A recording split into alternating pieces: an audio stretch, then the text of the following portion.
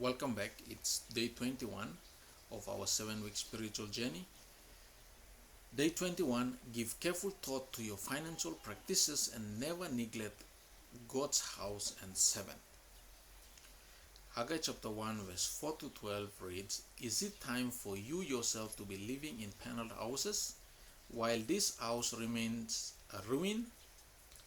Now this is what the Lord Almighty says. Give careful thought to your ways. You have planted much, but have harvested little.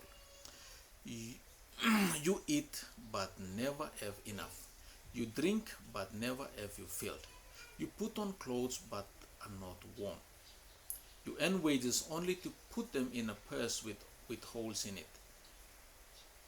This is what the Lord Almighty says. Give careful thought to your ways. Go up into the mountains and bring down timbers and build a house, so I may take pleasure in it and be honored, says the Lord.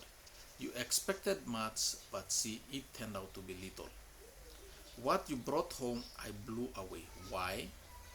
Declares the Lord Almighty, because of my house, which remains a ruin, while each of you is busy with his own house. That's a very strong statement, and it's from God. It's basically telling us at this time with growth in church membership, there is a need for infrastructural development, and churches, there is a need for extra buildings, church buildings to cater for the growing number of converts who are coming into the church. So if you go to almost most of the churches at this time, if you visit, there is an incomplete church building. There is an incomplete church project that is still there for several years, and yet people are taking it lightly, thinking that it's okay to live God's house like that. Haggai is telling us that before we do our own things as Christians, we have an obligation to serve God by supporting His work.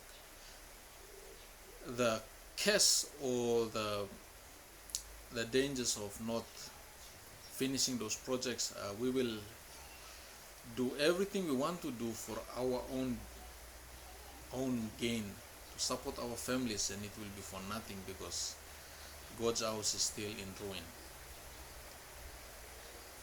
or it's still incomplete.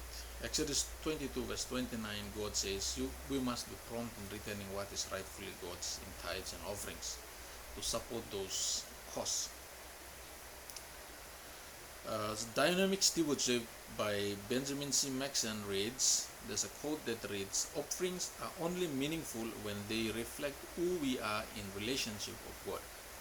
They express our worship and praise to God and our willingness to admit that He is the owner, that all we have come from Him.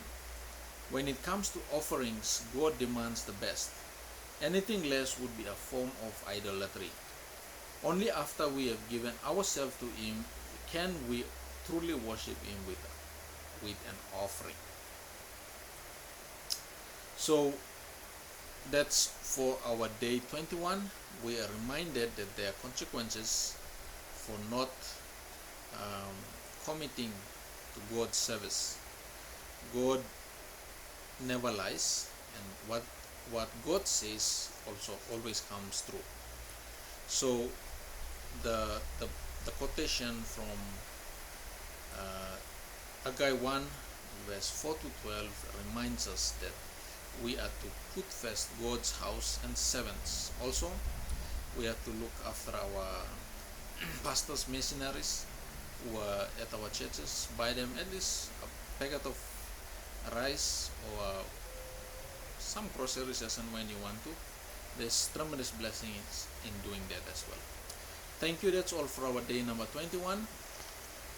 We hope to see you join us again in day 22 of our 7-week spiritual journey. Thank you once again, and you have a blessed day.